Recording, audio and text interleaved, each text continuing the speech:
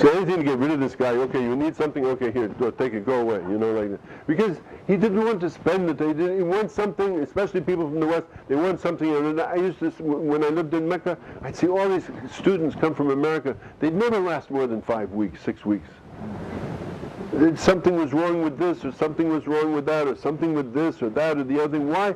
Because they weren't patient. They didn't understand what it takes to sit there and sit there and sit there and sit there and sit there and sit there, sit there. Yeah, it even sounds like a lot of sitting. It is a lot of sitting. Sitting like this, breaking your legs, learning to sit like this for hours on end and be shut up and listen and watch and understand and see what's going on.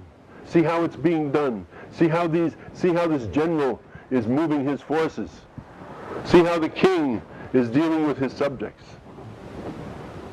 This is it. If you don't see that, if that person didn't have that time with that person, how can they get it? How can they get the teaching? You will see of these people that the ulama, he may be an arafin, he may not be an alim himself, but the ulama, they like him. They have a high opinion of him. They come and sit and listen to him. Why? Shaykh al-Azhar used to come and sit and listen to my Shaykh teach. Malik al-Alawi used to come and sit and listen to him teach. Why? Because they may have very high, because Malik al-Alawi was like really the true mufti of Arabia, not Saudi Arabia. These people put their name on Arabia, Saudi Arabia. No, Arabia is called Jazirat al-Arabiya. There's a place it's called Hijaz. Malik al-Alawi, he was the mufti of Hijaz in his time, mashallah, Allah yarhamhu. Shaykh Abdul Halim Mahmud, Shaykh of Azhar. But they would come and they sit though. Why are they sitting listening to this Sufi guy, this little Sufi guy? Not a particularly big, flashy guy, Why? They like him. Why they like him? Because he has that thing. That's what they're looking for. So you find that the ulama like the company of these people. And the effect of their companionship is to increase in you the desire for the akhirah. When you sit with them, you want it too. You want that thing too. You want that mahabba. You want these things. You want all of these things. And when you sit with that person feed that inside of you so that you have the himmah for that. Not the himmah for the dunya. For the stuff of the dunya, get this, get that, get the car, get the house, get the wife, get the whatever it is, get the job, get the clothes, get the money, get the shoes. That stuff, first of all, Allah tell you the only thing he take from you is qalbun salim, a heart that's peaceful. None of this stuff, everybody here, as I repeat over and over again, everybody here is going to die. Nobody here is getting out of here alive. And you're not going to take anything with you. Nothing. Except that heart. So what you need, that's the only ticket to the next world, that heart. That's salim. That's the only ticket. That's the only thing that Allah is looking for. He's not looking for your car, not looking for your house, not looking for your wife, not looking for your husband, not looking for your suits, not looking for your clothes, not looking for your dresses, not looking for your handbags. None of that you take with you. And not only that, the people won't even let you stay in the house for a day because you start to stink. They want you gone.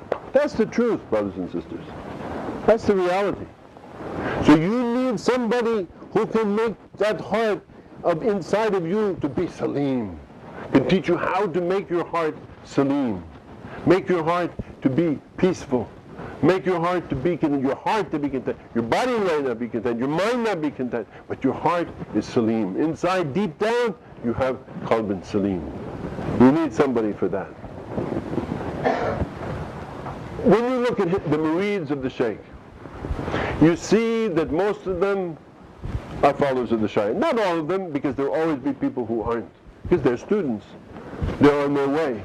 They may not have arrived. They may not have reached. They may even be in the very beginning. But you see, you look at most of them, you find they pray 5 times a day, they fast, they have made Hajj, or they're going to make Hajj, they pay their zakat, they do these things, that's what they do. You see that that's the kind of people around, that's what they do, that's what he insists upon, and that's what they are. You see that in himself, he is not a greedy person. He has no really big desire for worldly gain. He's not into being a rock and roll sheikh. You know the kind, they fly first class, they stay only at 5-star hotels, and they demand $5,000 just to come and visit. You know, they're famous, or infamous, you might say. Content, happy with what Allah provides for him, not running after that, not want to be in the company of the governor of this place, or the prince of that place, or the head of the mukhabarat, or whatever they might happen to be with this person. On the contrary, you seldom find them with people of politics or people of government or so on and so forth like that. Because there's an old saying in Arabic, siyasi, najasi, politics or filth. You know, you don't see them involved in that because they know where that leads. And you see about the person themselves that they're involved in the tilawah of the Quran, they're involved in dhikr, they're involved in salawat, they're involved in azab, they're involved in adwa, they're involved in devotional practices in their own lives. You look at them, that's what they do. They don't tell you to do it and then they go home and, you know, turn on the television and watch something else. No, they're doing that themselves. They're doing it more than you're doing. I remember my thing about when he came to stay with me in America the first time, I thought I'd go wake him up for Fajr. I'm very good at waking up for Fajr. I usually wake up everybody for Fajr. And I'm going to wake him up for Fajr. I find him sitting on the prayer rug doing his tasbih. He had already been up for 45 minutes. He had traveled 18 hours by plane, 19 hours by plane. He had jet lag. He had every reason to be asleep in his bed, right? No, Subhanallah, subhanallah, subhanallah. This is the thing, this is the kind of people, this is what you're looking for when you want to know what you're looking for. And you want to find somebody who does not leave his murids to be loose and unfettered. He calls them to task whenever the need arises. He treats everyone, the murids and the non-murids, according to their respective abilities. So, the one in whom these attributes exist, that's such a person, you could call him a sheikh, or her a sheikh. There are women who are sheikhs, definitely. And his companionship and your service to him are priceless treasures. Once these attributes are found, one should never be concerned about the karamat of such people or the kashf of such people. It's not necessary that these states exist in the shaykh. Some of them have karamat, some of them don't have karamat, some of them have kashf, some of them don't have kashf. These are not the things. It is necessary, not even necessary, that he earns his livelihood by some means that you can see, because sometimes he's just somebody dependent upon Allah. Like Abu Hassan told, Allah told Abu Hassan, he said, Ya Abu Hassan, he said, spend min al-ghayb or min al-jaib. Spend, where did the money come from?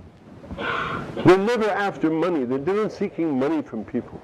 Because Allah given them, Allah is Mughni, Allah is Ghani, Allah is Malik al-Mulk, Allah owns everything. They just sit there like this and the money comes. You don't see what, he has no visible means of support. He's not having a job. Some people do. My sheikh had a bookstore and he had an agricultural implement store. He had a farm. He had visible means of support. So how do you support yourself, sheikh? And every penny that he made as a teacher at Azhar, he gave back to his students. I never left his house, he didn't put money in my pocket. He says, "You take this for your car fare, son." He never took a penny from what they paid him of his money as a teacher, as a professor.